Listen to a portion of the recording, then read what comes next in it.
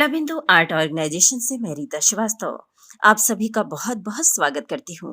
आइए आज ले चलते हैं आपको ऐतिहासिक चित्रकारिता की ओर। 18वीं सदी के उत्तरार्ध और 19वीं सदी के आरंभ में चित्रकला अर्ध पाश्चात्य स्थानीय शैलियों पर आधारित थी। इन चित्रों की विषय वस्तु भारतीय सामाजिक जीवन, लोकप्रिय पर्व और मुगलकालीन स्मारकों पर आधारित होते थे। धीरे धीरे अंग्रेजी पढ़े लिखे शहरी मध्यम वर्गीय लोगों की सोच में भारी परिवर्तन आने लगा और यह परिवर्तन कलाकारों की अभिव्यक्ति में भी नजर आने लगा। आइए आज हम बात करते हैं एक ऐसे ही कलाकार के बारे में जिनका नाम है श्री सुनील दास। सुनील दास जी का जन्म 4 अगस्त सन 1939 को पश्चिम बंगाल में हुआ। वे एक भारतीय अभिव्यक्तिवादी चित्रकार थे। उन्हें उनकी बुल सीरीज और उनके टुकड़े वुमेन के चित्रों के लिए जाना जाता है। सन 2014 में भारत सरकार ने उन्हें अपना चौथा सर्वोच्च नागरिक पुरस्कार पद्मश्री प्रदान किया। सुनील दास जी का जन्म कोलकाता, भारत में हुआ था। उन्होंने सन 1955 में government college of art and craft Kolkata में प्रवेश लिया और फिर पेरिस में इकोले des Beaux आर्ट्स में अध्ययन करने के लिए फ्रांसीसी सरकार की छात्रवृत्ति जीती। श्री दास भारत सरकार के हथकरघा विभाग कपड़ा मंत्रालय में शामिल हुए। वे आधुनिकतावादी चित्रकारों में से एक थे जिन्होंने अपने पूरे करियर में पेंटिंग की विभिन्न शैलियों का अनुभव किया। श्री दास ने कहा था कि खुद को उसी तरह का काम करने से रोकने के लिए मैं अपनी दृष्टि बदलता रहता हूँ। जब से लोगों ने मुझे एक चित्रकार देखना शुरू किया, तब से मुझ पर एक बड़ी जिम्मेवारी आ गई है, खासकर उन लोगों की भावनाओं का जवाब देने के लिए जो जमीनी स्तर पर मेरे दर्शक हैं। 60 वर्ष की आयु में वे 9 से 10 चरणों के चित्रों को देख सकते थे। वे सर्वोच्च कौशल और अखंडता की भावना से चिन्हित थे।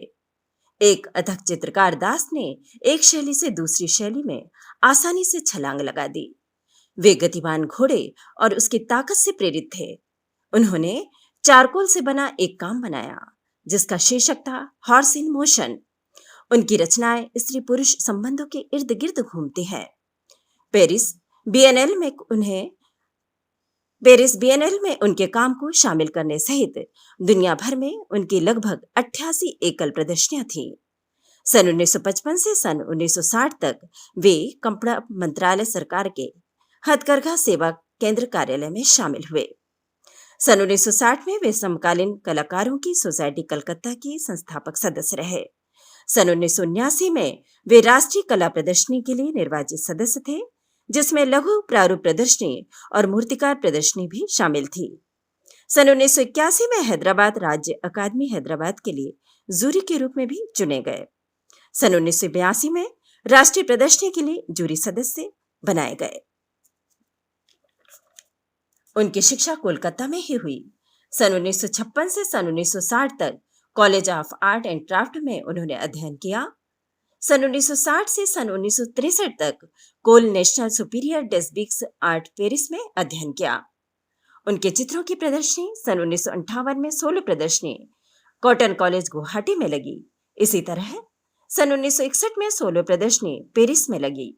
सन 1968 में 72 एकल प्रदर्शनी बिरला कला और संस्कृति अकादमी कलकत्ता में हुई।